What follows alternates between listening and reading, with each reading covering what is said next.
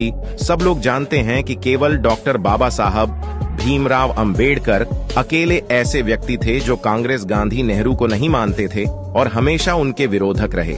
इसके बावजूद भारतीय संविधान अंबेडकर साहब ने ही क्यों लिखा और कोई दूसरा क्यों नहीं लिख सका।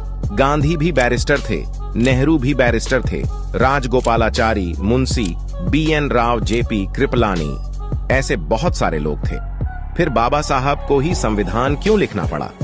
ऐसे सवालों पर दुनिया का कोई भी प्रबुद्ध बुद्धिजीवी सोचता है कि संविधान लिखने के लिए डॉक्टर बाबा साहेब आम्बेडकर के नाम का सुझाव असल में किसने दिया था।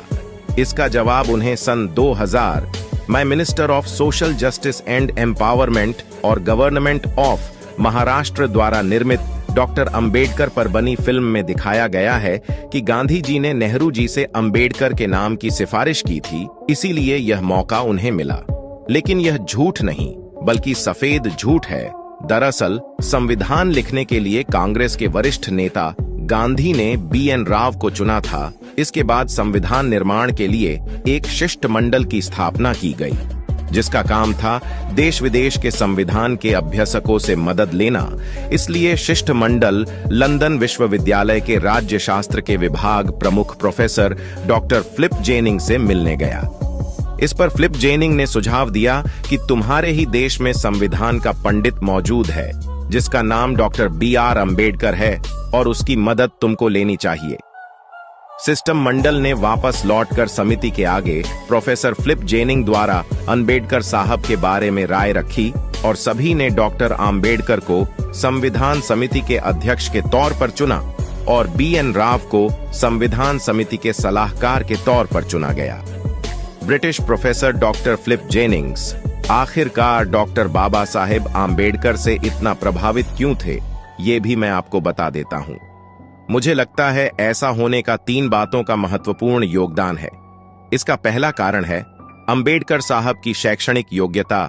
डॉक्टर अंबेडकर की पढ़ाई BA in economics, MA in economics, PhD in economics, MSc in economics, DSc in economics, bar at law जैसी इतनी बड़ी डिग्रियों के बावजूद उन्हें एक साधारण भारतीय की पहचान मिली थी और उस दौर में उनके समान कोई और इंटेलेक्चुअल भारतीय नहीं था। इसका दूसरा कारण है 1935 में बना गवर्नमेंट ऑफ इंडिया एक्ट, जिसके लिए 3 टेबल कॉन्फ्रेंस हुई थी। उसमें बाबा साहब ने जो विचार सुझाव दिए थे उसका 50% amendment government of India act 1935 में लागू हुआ था। इस प्रकार पूरे देश और दुनिया में उनकी एक अलग पोजीशन थी और भारत में तो उनके सम्मान कोई और नहीं था। और तीसरा कारण यह है कि डॉक्टर बाबा साहेब आम्बेडकर का फेडरेशन वर्सेस फ्रीडम इस विषय पर दिया गया भाषण, जिसके कारण उन्हें विश्व में एक नई विचारधारा के जनक के रूप में पहचान मिली थी। इससे यह साबित होता है कि उस समय बाबा सबसे बड़ा कॉन्स्टिट्यूशनल एक्सपर्ट और कॉन्स्टिट्यूशनल फिलोसोफर दुनिया में कोई नहीं था। भारतीय संविधान निर्माण के इतिहास से पता चलता है कि संविधान निर्माण एक पेचीदा कार्य था। अंग्रेज भारतीयों को संविधान निर्माण के लिए बार बार चुनौती दे रहे थे कि तुम संविधान बनाओ, हम तुम्हें सत्ता सौंप देंगे। भारत को संविधान बनाने के लिए 3 मौके मिले थे। पहला मौका 1927 में मिला था, जब लॉर्ड भरकर हेड ने भारतीयों को चुनौती दी थी और वह चुनौती स्वीकार कर ली गई। संविधान बनाने के लिए एक कमेटी बनाई गई, संविधान बनकर सामने आया, पर भारतीयों ने उसे स्वीकार ही नहीं किया। दूसरा मौका 1930 मिला था, जब भारतीय गोलमेज सम्मेलन में एकत्रित हुए थे। वहां फिर से भारतीय अपनी भूमिका में पूर्णतः असफल रहे और संविधान नहीं लिख सके। तीसरा प्रयास सप्रू कमेटी ने किया था, पर कमेटी यह कार्य नहीं कर सकी। इस कथन से एक सरल प्रश्न उपस्थित होता है कि क्या संविधान निर्माण की योग्यता किसी भारतीयों में नहीं थी? राजनीति की बात करें तो इंग्लैंड के प्रधानमंत्री विंस्टन चर्चिल केवल संविधान का कारण बताकर भारत को आजादी देने के पक्ष में नहीं थे, लेकिन चुनाव में चर्चिल की पराजय हुई और इंग्लैंड में मजदूर पार्टी की सरकार बनी और एटली इंग्लैंड के प्रधानमंत्री बने। एटली महोदय भारत के प्रति उदार थे और भारत को स्वतंत्र करने की घोषणा कर दी। 15 अगस्त 1947 को भारत स्वतंत्र हुआ स्वतंत्र भारत को चलाने के लिए एक अंतिम सरकार बनी, जिसके प्रधानमंत्री पंडित जवाहरलाल नेहरू बने और कानून मंत्री उस समय के योग्यतम विद्वान महापुरुष डॉक्टर भीमराव अंबेडकर को बनाया गया। दुनिया के सबसे बड़े लोकतंत्र के लिए संविधान बनाना कोई आसान काम नहीं था। दरअसल 13 दिसंबर 1946 को संविधान सभा का गठन जवाहरलाल नेहरू द्वारा किया गया और इसे बनाने में 2 साल 11 महीने और 18 दिन का वक्त लगा। भारत की आजादी के बाद देश के लीडरों के सामने सबसे बड़ा सवाल यह रहा कि देश को कैसे चलाया जाए, मतलब देश का संविधान कैसा हो। भारतीय संविधान सभा का गठन हुआ, जिसमें कुल 389 सदस्य अध्यक्ष डॉक्टर राजेंद्र प्रसाद उपाध्यक्ष, जो एच मुखर्जी संवैधानिक सलाहकार VN राव को चुना गया और कुल 13 समितियां बनाई गईं। संघ शक्ति समिति, संविधान समिति, राज्य समिति, राज्य और रियासत परामर्श समिति, मौलिक अधिकार एवं अल्पसंख्यक समिति, मौलिक अधिकारों उप समिति, प्रांतीय संविधान समिति, झंडा समिति, प्रक्रिया नियम समिति, सर्वोच्च न्यायालय संबंधित समिति, प्रारूप संविधान समिति, संविधान समीक्षा आयोग और प्रारूप समिति। इस प्रारूप समिति यानी ड्राफ्टिंग कमेटी में कुल 7 सदस्य थे। N गोपाल स्वामी आयंगर, अल्लादी कृष्णा स्वामी अय्यर, कन्हैयालाल माणिकलाल मुंशी, BL मित्र, DP खेतान, सैयद मोहम्मद सादुल्लाह और डॉक्टर अंबेडकर इस समिति के अध्यक्ष थे। आजादी से पहले संविधान सभा में कुल 389 सदस्य थे। 15 अगस्त 1947 के बाद 289 सदस्य रह गए। संविधान सभा की पहली बैठक में 200 से भी कम सदस्य शामिल हुए। भीमराव अंबेडकर को संविधान का निर्माता क्यों कहा जाता है, जबकि वह सिर्फ प्रारूप समिति के अध्यक्ष थे? जी हां, यह सत्य है कि वह भारतीय संविधान के निर्माता हैं, न कि केवल इसके प्रारूप समिति के मात्र अध्यक्ष।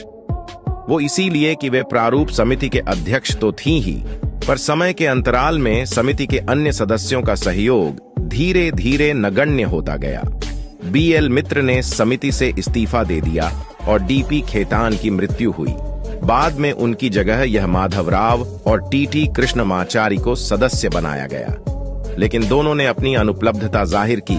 N गोपाल स्वामी आयंगर 1948 तक जम्मू कश्मीर के प्रधानमंत्री थे। आयंगर ही थे जिन्होंने अनुच्छेद 370 के तहत जम्मू कश्मीर को विशेष दर्जा देने का काम किया था। आयंगर भारत की आजादी के बाद ज्यादातर कश्मीर से संबंधित मामलों में व्यस्त रहे। सैयद मोहम्मद सादुल्लाह बीमार रहे और कन्हैयालाल माणिकलाल मुंशी को हैदराबाद की रियासत में भारतीय दूत के तौर पर नियुक्त किया गया था। इस प्रकार सारा का सारा कार्य बाबा साहब को ही करना पड़ा। वे चाहते थे कि दी गई समय सीमा में इस महत्वपूर्ण काम को पूरा कर सके और इस प्रकार बाबा साहब ने भारत जैसे विशाल देश के संविधान की रचना की। वह भी इसके निर्माता के स्वरूप में 9 दिसंबर 1946 को प्रथम बैठक हुई थी और 26 नवंबर 1949 को संविधान तैयार हुआ। संविधान निर्माण के लिए 2 वर्ष 11 महीने 18 दिन लगे, जिसके बाद 24 जनवरी 1950 को 284 सदस्यों ने इस पर हस्ताक्षर किए। इसके बाद 26 जनवरी 1950 को हमारा संविधान देश भर में लागू हो गया। देश भर में संविधान के लागू होते ही संविधान सभा को भंग कर दिया गया। इससे यह मालूम होता है कि बाबा साहब दुनिया के सबसे बड़े कॉन्स्टिट्यूशनल एक्सपर्ट थे कि संविधान सभा की प्रारूप समिति के सदस्य TT कृष्णमाचारी ने अपने भाषण में कहा, अध्यक्ष महोदय, मैं सदन के उन लोगों में से हूं जिन्होंने डॉक्टर बाबा साहेब आम्बेडकर जी के बात को बहुत ध्यान से सुना है। मैं इस संविधान की ड्राफ्टिंग में जुटे काम और उत्साह के बारे में जानता हूं। संविधान का मसौदा तैयार करने के लिए चुने गए 7 सदस्यों में से एक ने इस्तीफा दे दिया, एक की मृत्यु हो गई, एक संयुक्त राष्ट्र अमेरिका के लिए रवाना हो गए, एक शाही राज्य के अपने काम में व्यस्त रहे, 1 या 2 लोग स्वास्थ्य के कारण दिल्ली से दूर रहे और डॉक्टर अंबेडकर एकमात्र ऐसे व्यक्ति हैं जिन्हें संविधान निर्माण का संपूर्ण श्रेय जाता है। भारत के पहले राष्ट्रपति डॉक्टर राजेंद्र प्रसाद ने डॉक्टर बाबा साहेब आम्बेडकर द्वारा संविधान निर्माण में प्रदान की गई सेवाओं की सराहना करते हुए कहा, मैंने राष्ट्रपति पद के तौर पर दैनिक गतिविधियों को नजदीक से देखा है, इसीलिए मैं दूसरों की तुलना में अधिक प्रशंसा करता हूं, विशेष रूप से डॉक्टर भीमराव अंबेडकर की।